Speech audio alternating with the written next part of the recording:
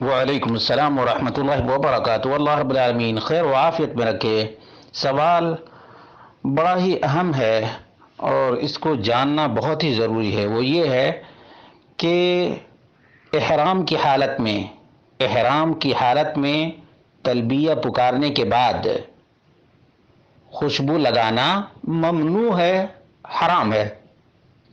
اب سوال یہ تھا کہ احرام باندھ کر اور تلبیہ پکارنے کے بعد ہوٹل میں تھے تو انجانے میں اسپرے مار دیا کپڑے پہ، تو کیا کرنا چاہیے؟ اس کا جواب یہ کہ یہ جان بوجھ کر کرنا حرام ہے، اور جان بوجھ کر کوئی کرے تو اس پر دم دینا پڑے گا۔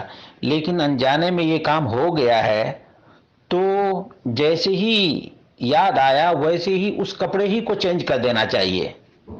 مثال کے طور پر کہتے ہیں، مثال ذالک لو غطى المحرم رأسه ناسیا، اگر محرم بھول کر سر ڈھانک لے، ثم ذکر، پھر اس کو یاد آئے، فإنه يزيل الغطاء، اسی وقت سر سے کپڑا کو ہٹا لینا چاہیے۔